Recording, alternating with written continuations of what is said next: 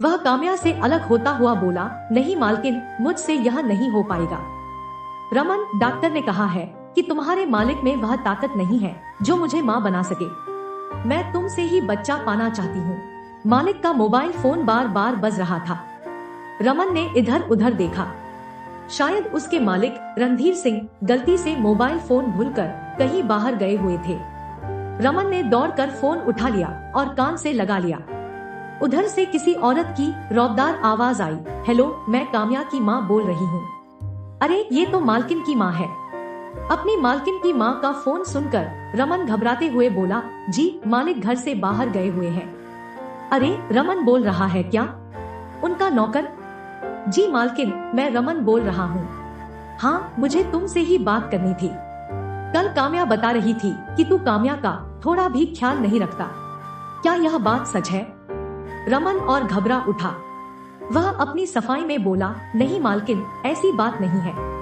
मैं तो काम्या मालकिन का हर हुक्म मानता हूँ। ठीक है, लेकिन ध्यान रखना, तुम्हारी तरफ से उनकी सेवा में कोई कमी नहीं होनी चाहिए। इतना कहकर मोबाइल फोन कट गया। रमन ने राहत की सांस ली।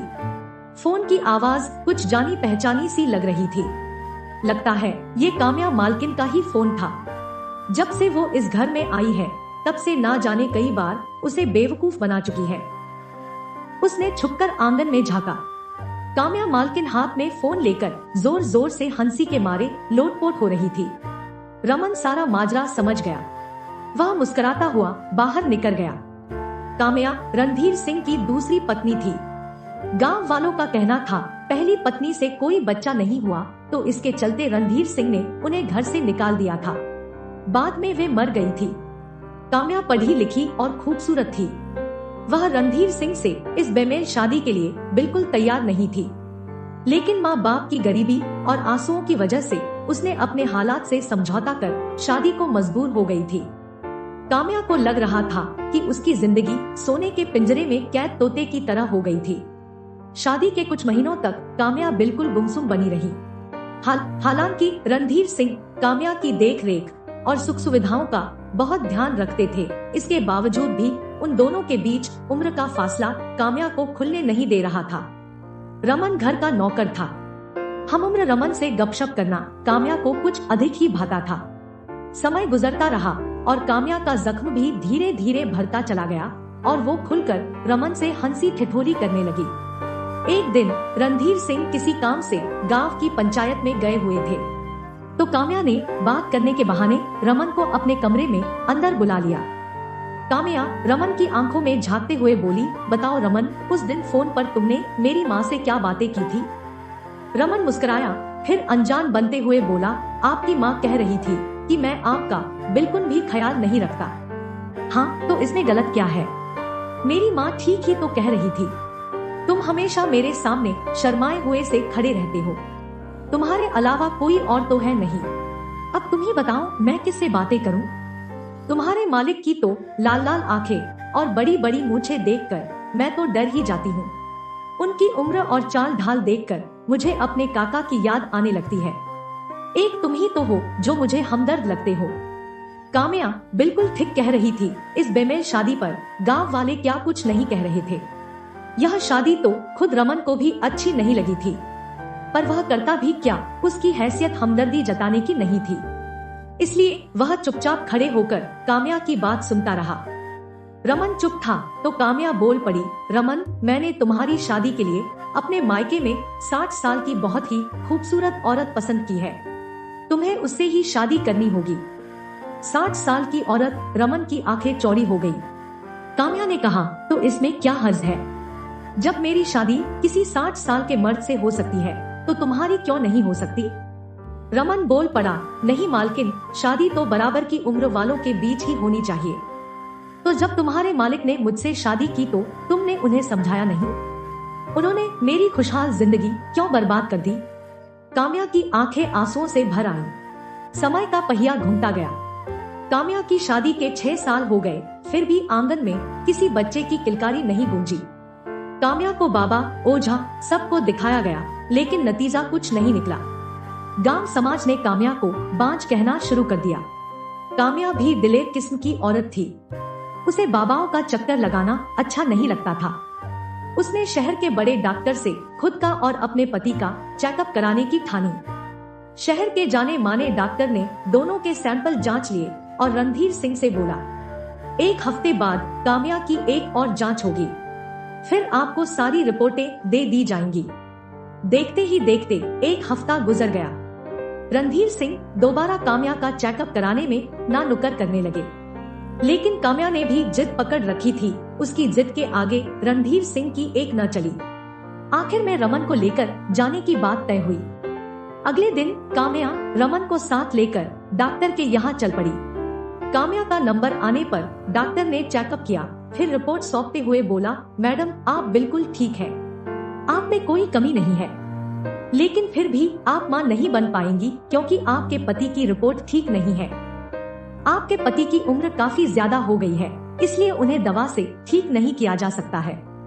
काम्या को तो जैसे सांप सूंघ गया हो, उसका चेहरा एकदम सफेद पड़ गया। डॉक्टर उसकी हालत को देखते हुए बोला, मैडम आप घबराएं मत, विज्ञान ने काफी तरक्की कर ली है, मां बनने के और भी रास्ते हैं, अगर आप चाहे तो।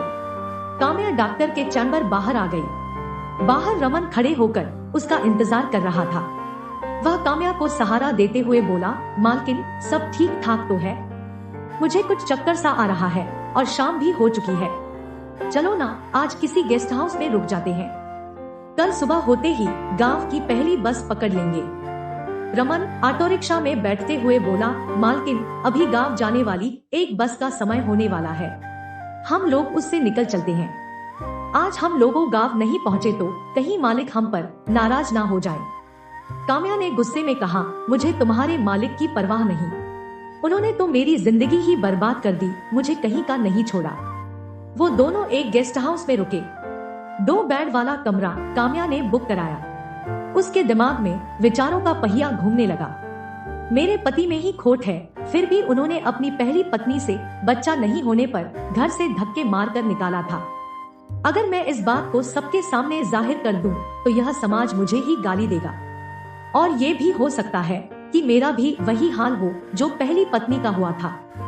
फिर काम्या का ध्यान डॉक्टर की बातों पर गया। डॉक्टर ने बच्चा पाने के लिए वैज्ञानिक तरीके की बात की थी, लेकिन फिर उसने सोचा कि क्या रणधीर सिंह अपनी झूठी शान के चलते मुझे ऐसा करने देंगे। इन विचारों के भंवर जाल में फंसी काम्या अपने को बेबस पाकर सुबकने लगी। नींद रमन को भी नहीं आ रही थी। काम्या के सुबकने से उसके होश उड़ गए। वह उसके पास आकर बोला, आप रो क्यों रही हैं? डॉक्टर ने कुछ कहा है क्या? क्या कोई चिंता की बात है? काम्या ने जैसे कुछ फैसला कर लिया हो, उसका सुबकना बंद हो गया। वो रमन का हाथ पकड़कर बोली, रमन क्या तुम मेरा साथ दोगे? जो काम रणधीर सिंह 6 साल में नहीं कर पाए, वह काम तुझे करना है, बोलो मेरा साथ दोगे? रमन काम्या की बातों का मतलब समझे बिना ही फटाक से बोल पड़ा, मैं तो आपके लिए जान भी दे सकता हूँ। काम्या रमन के गले लग गई। उनका पूरा बदन आग की तरह जल रहा था। रमन स्तब्ध रह गया। वह काम्या से अलग होता हुआ बोला, नहीं मालकिन, मुझसे यह नहीं हो पाएगा। रमन, डॉक्टर ने कहा है कि तुम्हारे मालिक में वह ताकत नहीं है जो मुझे माँ बना सके। मैं तुमसे ही बच्चा पाना चाहती हूँ। नहीं मालकिन, यह तो नमक हरामी होगी, मैं ऐसा नहीं कर सकता। रमन, यह वक्त नमक हलाली या नमक हरामी का नहीं है। मेरे पास सिर्फ एक ही रास्ता है, और वह तुम हो जो मेरी आस पूरी कर सकते हो। सोच लो, अगर मैंने माँ बनने की चाह में घर की चौखट पार की, तो तुम्हारे मालिक की इज्जत नहीं बचेगी, उनकी तनी हुई मूछें नीची हो जाएंगी। कहते हुए काम्या ने रमन को अपनी बाहों में समेट लिया। कोमल बदन की छुअन ने रमन को मदहोश बना डाला। उसने काम्या को अपनी बाहों में ऐसा जकड़ा कि उनके मुंह से आह निकल पड़ी। घर में भी लुक छिप कर यह सिलसिला चलता रहा। आखिर में काम्या वह मंजिल पा चुकी थी जो वह चाहती थी। गोद भराई वाले दिन रणधीर सिंह फूले नहीं समा रहे थे। काम्या दिल से रमन की आभारी थी जिसने एक उजड़ते घर को बचा लिया था। दोस्तों, अगर आपको ये कहानी पसंद आई तो अपने दोस्तों को शेयर करें, और अगर आप चैनल पर नए हैं तो नॉवल स्टोरीज को सब्सक्राइब करें और नोटिफिकेशन बेल दबाना न भूलें। अपना और अपने परिवार का ख्याल रखें। मिलते हैं नई कहानी के साथ, तब तक के लिए धन्यवाद।